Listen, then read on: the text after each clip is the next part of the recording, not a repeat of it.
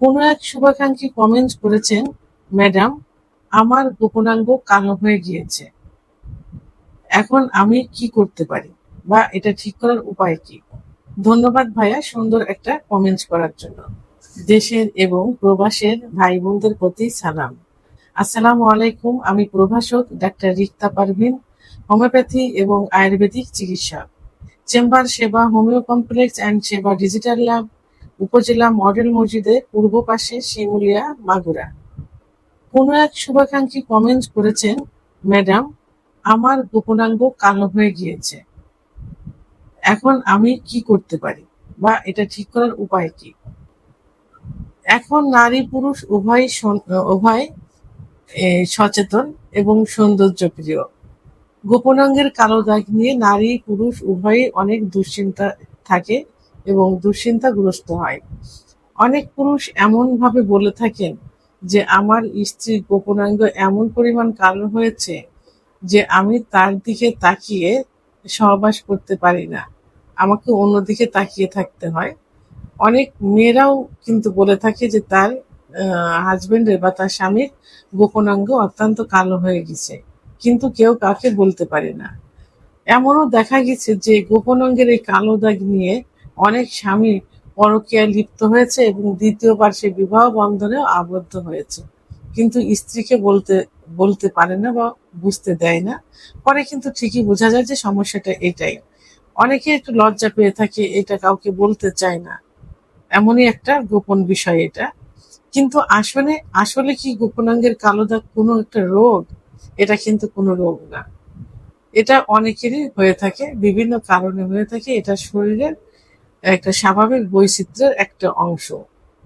সেহেতু এটা নিয়ে দুশ্চিন্তার কোনো কারণ নেই। তারপরে ভালো লাগার একটা বিষয় থাকে, যে বিষয়গুলো আমি বললাম, যে এটা থেকে স্বামী স্ত্রীর মনোমালিন্য হয়, একে অপরের প্রতি ভালোবাসা কমে যায়, এর চাহিদাটা কমে যায়, সব মিলন করার ইচ্ছাটা কমে যায়, পরকীয়ায় লিপ্ত হয়, এমনকি দ্বিতীয়বার বিবাহ বন্ধনে আবদ্ধ হয়। এখন কালো দাগগুলো কেন হয়ে থাকে? কালো দাগ হওয়ার পিছনে বিভিন্ন কারণ রয়েছে। এর ভিতরে কিছু প্রধান কিছু কারণ, যেমন কারোর বংশগতভাবে গোপনাঙ্গ কালো থাকে, অর্থাৎ বংশগত কারণে এটা হয়ে থাকে। আবার অনেকের দেখা যায় যে ওজন বেড়ে গেলে, শরীরের ওজন বেড়ে গেলে তখন এই সমস্যাটা হতে পারে, তখন ঘর্ষণটা কুঁচকিতে ঘর্ষণ লাগে। আবার অনেকের টাইট কাপড় পরলে কাপড়ের ঘর্ষণ লেগে ওখানে এটা হতে পারে। আবার বেশি পরিমাণ ঘাম যদি সেখানে হয় এবং স্যাঁতসেঁতে থাকে, তাহলে কালো দাগ হতে পারে। আবার যাদের ছত্রাক থাকে, ছত্রাক থাকলেও ওখানে কালো দাগ হতে পারে। শেভিং এর পরে ওখানে আস্তে আস্তে কালো দাগ হয়ে যায়। অনেকের ডায়াবেটিস থাকলে বা হরমোনজনিত সমস্যার কারণেও কিন্তু কালো দাগ হয়ে যায়। তো এখন কালো দাগ রিমুভের জন্য কি করতে হবে? প্রথমে যে দিকে খেয়াল করতে হবে সেটা হলো ঢিলা ঢালা কাপড় পরতে হবে এবং যেন ওখানে ঘর্ষণ না লাগে। টাইট ফিটিং কোনো কাপড় পরা যাবে না। টাইট ফিটিং অন্তবাস যেটা থাকে সেটা পরা যাবে না। ঢিলা ঢিলা অন্তবাস পরতে হবে, যেন তার মধ্যে একটু বাতাস ঢোকে, একটু হাওয়া লাগে সেখানে, সেই ব্যবস্থা করতে হবে। সাধারণত অফিস আর বাইরে যাওয়ার পর মানে সময়টুকু বাদে বাকি যে সময়টা বাসায় থাকা হয় সেই সময়টাতে যেন অন্তর্বাস পরিধান না করা হয় এবং সবসময় পরিষ্কার পরিচ্ছন্ন রাখতে হবে। শুকনা কাপড় দিয়ে ওখানে মুছতে হবে যেন পানি লেগে না থাকে। আসলে এমন একটা জায়গা যেখানে সূর্যের আলো বাতাস কিছুই লাগে না। তাই এর জন্য কি করতে হবে, কিছুটা সময়, দিনের কিছুটা সময় রুমের মধ্যে একটু ফ্যান ছেড়ে দিয়ে ওখানে একটু শুকানোর ব্যবস্থা করতে হবে। ওজন কমাতে হবে, যেন ওজন বেড়ে না যায়, কারণ ওজন বাড়লেই কালো দাগটা কিন্তু বেশি হয়ে যাবে, ঘর্ষণ লেগে, সেদিকে খেয়াল রাখতে হবে। এবং যদি সেখান থেকে গন্ধ বের হয় এবং ওখান থেকে গন্ধ স্যাঁতসেঁতে থাকে এবং ব্যথা থাকে, জ্বালাপোড়া থাকে, চুলকানি থাকে, তাহলে অবশ্যই একজন ডাক্তারের শরণাপন্ন হতে হবে, একজন অভিজ্ঞ সম্পন্ন ডাক্তারের শরণাপন্ন হতে হবে।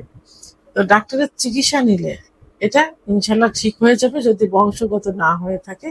এবং আসলে এই যে কালো রং, স্কিনের কুষ্টির কালো রং এটা কিন্তু কোনো রোগ না, এটা ভালো লাগার একটা বিষয়, স্বামী স্ত্রী উভয়েরই ভালো লাগার একটা বিষয়, চাহিদার একটা বিষয়।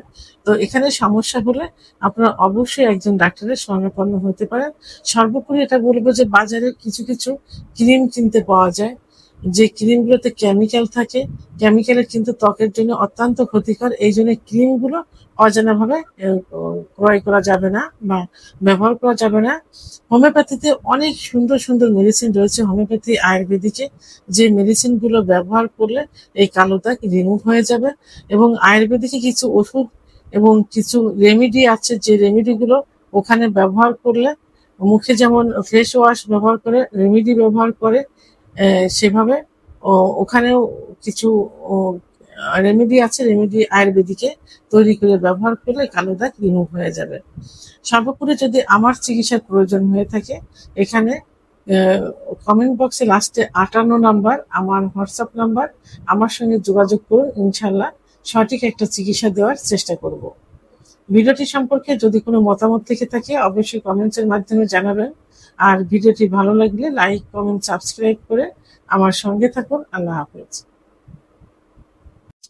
কোন এক শুভাকাঙ্ক্ষী কমেন্ট করেছেন, ম্যাডাম, ওষুধ ছাড়াই সহবাসে দ্রুত বীর্যপাত কিভাবে ঠেকাতে পারি? ধন্যবাদ ভাইয়া সুন্দর একটা কমেন্টস করার জন্য। দেশের এবং প্রবাসের ভাই বোনদের প্রতি সালাম। আসসালামু আলাইকুম। আমি প্রভাষক ডাক্তার রিক্তা পারভিন, হোমিওপ্যাথি এবং আয়ুর্বেদিক চিকিৎসক। চেম্বার সেবা হোমিও কমপ্লেক্স অ্যান্ড সেবা ডিজিটাল ল্যাব, উপজেলা মডেল মসজিদের পূর্ব পাশে, শিমুলিয়া, মাগুরা। অনেকেরই এই প্রশ্নটা থেকে থাকে যে আমাদের দ্রুত বীর্যপাত হচ্ছে বা আমার দ্রুত বীর্যপাত হচ্ছে, আমি কোন চিকিৎসার মাধ্যমে এটা ঠিক করতে পারি? আবার অনেকে দ্রুত বীর্যপাত ওষুধ ছাড়া কিভাবে রোধ করা যায় সেটাও জানতে চান।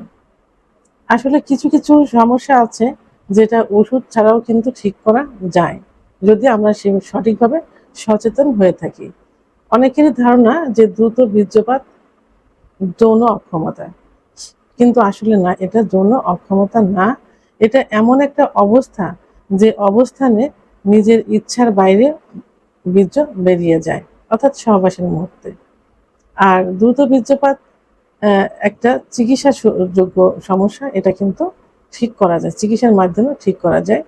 দ্রুত বীর্যপাত পরিবারে অর্থাৎ স্ত্রীর সঙ্গে, পার্টনারের সঙ্গে অশান্তি সৃষ্টি করে, এমনকি পরকীয়া পর্যন্ত পৌঁছায় যেতে পারে, সংসার পর্যন্ত ভেঙে যেতে পারে। তাহলে দ্রুত বীর্যপাত কেন হয়? আমাদের আগে এই কারণটা জানতে হবে যে কেন হয়। কারণ যদি জানা যায় তাহলে খুব সহজেই এটা ঠিক করা সম্ভব হয়। দ্রুত বীর্যপাতের পিছনে প্রধান যে কারণ, সে কারণটা হলো যে মানসিক টেনশন, মানসিক প্রেশার, মানসিক চাপ, হতাশা। পারবো কি পারবো না, সহবাসে যেতে ভয় পায়, আমি সহবাসে যাব, আমার কি এখনই বেরিয়ে যাবে কিনা। বিশেষ করে নব দম্পতিদের মধ্যে এই সমস্যাটা সব থেকে বেশি হয়ে থাকে।